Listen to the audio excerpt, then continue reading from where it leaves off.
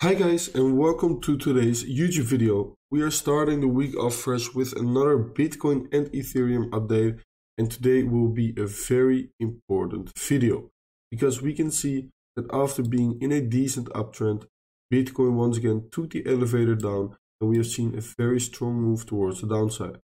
We have definitely been breaking market structure over here, as you guys can see, so it is definitely valid for us to look for potential short position. Right now, Bitcoin is near strong support. If we go from swing low to swing high, we can see that Bitcoin is trading around the golden pocket area of this entire move towards the upside. And on top of that, it has also been sweeping these two lows over here. So it has also been tapping into that liquidity that was below that previous low over there, and we also tapped into this origin of this impulsive move towards the upside. So we also tapped into the demand area, we tapped into the golden pocket, and also we tapped into the imbalance / liquidity pool. Okay, so Bitcoin definitely saw a decent bounce from off there, but it was also the weekend, so we basically got a lot of sideways movement. But it might be the case that the price went below these two lows to accumulate some long positions before we see a bounce towards the upside. Okay, so we have two potential bullish scenarios. The first one will be to just grind our way up slowly from here, and the second one, which is also still possible for Bitcoin, if we check on lower time frames, we can still sweep the previous low over here that we put in on Friday, and afterwards, if we get a bullish reclaim, we can still see a move towards the upside. So this is the second bullish scenario that I'm looking at to get a potential relief bounce. Do I think we go towards new highs? No, I don't. Why? Because this is a very impulsive move towards the upside, definitely not a correctional move. So on top of that, we also broke bullish market structure, so everything is lining up to look for potential short positions. But where are we going to look for potential short positions, guys? Well, first of all, let's see. We have two big imbalances. We have the first one on the 4-hourly time frame over here, and also above this high, we have another small imbalance on the 4-hourly time frame. On top of that, near the end of those imbalances, we have two beautiful supply areas. So we have our first supply area. If I switch on the magnet 1 second, we have our first supply area over here, and our second supply area, or maybe order book, whatever you want to call it, we have it over there. Okay, so we have two potential areas where we can look for short positions. First one will be around the first supply area. So let's see if we get some other confluences on top of the fact that they are the end of the imbalances and big supply areas. So if we go from swing low, we put in during the FOMC event, from swing high to swing low, we can see golden pocket, we can switch it on, and also the 0.5 Fibonacci level of retracement are beautifully lining up with our areas of resistance. So that is beautiful to see, of course. On top of that, if we look at this previous range that Bitcoin was forming over here, we can see that the range high of that range is also beautifully lining up with the area of resistance. So this range high is perfectly lining up with our first area of resistance over here. Okay, so this is also where we got that PO3, as you can see. So if we don't extend the right, this is where we had the accumulation, this is where we had the manipulation, and we got a swift expansion towards the downside. So it would also be a bearish retest of the PO3 that is still in play if we retest that first area of resistance where we have a lot of confluences lining up. Okay, guys, we might even take the fixed range volume profile of this entire range for Bitcoin. And what can we see? That also the value area high over here is in perfect confluence with the area of resistance. On top of that, we have a small little volume node over here that is perfectly lining up with our second area of resistance, guys. So we can see that we have beautiful confluences for Bitcoin right now that are lining up very nicely with our key areas of resistance. Okay, what can we see? On top of that, if we zoom out, we can see that we have the June low over here. Will that June low also line up with our areas of resistance? Well, let's see. Yes, also the June low, guys, is lining up beautifully with our second area of resistance, guys. We are looking at massive amounts of confluences, and that is exactly what you want to be seeing if you want to look for potential limit shorts right now.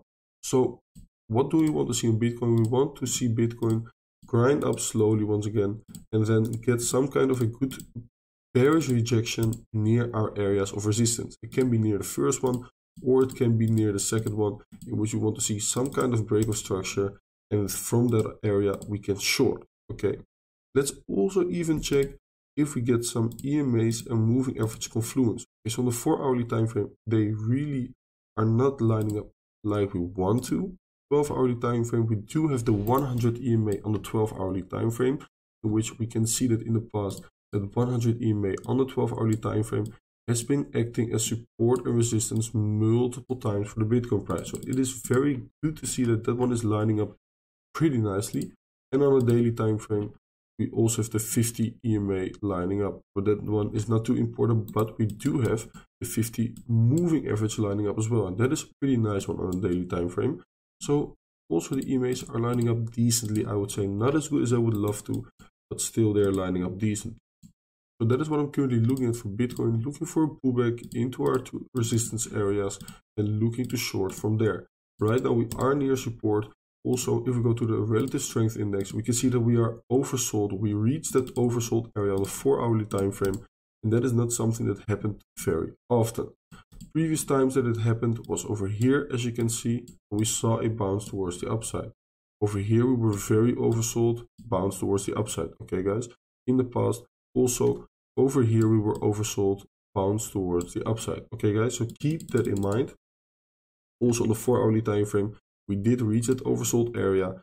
If Bitcoin is going to see another sweep of that low, we will probably also form a bullish divergence on the 4-hourly time frame. Okay guys, so that's it for Bitcoin. For Ethereum, looking even weaker because it got a much stronger move towards the downside, in which also for Ethereum, as we can see over here, we also broke bullish market structure, obviously.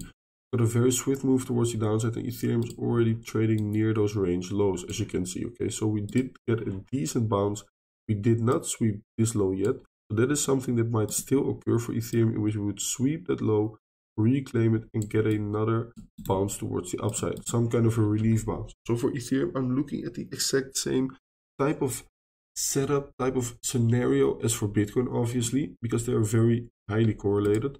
So also for Ethereum, we can see that we have a very big imbalance on the 4-hourly time frame over here, okay, in which that imbalance ends near a big supply area where we got a swift move towards the downside. So we hit that consolidation, and that was the origin of this move towards the downside. So in case we fill up this imbalance, we would also get a bearish retest of that supply area over there. Also over here you can see we have a small imbalance, and also above this high you can see we have a very small imbalance that could yet get filled. Even over here on the 4-hourly time frame, a very small imbalance. So what I want to do is I want to take once again the Fibonacci retracement, go from swing high to swing low, and we can see golden pocket is lining up nicely, and also the 0.786 fib level is lining up pretty nicely.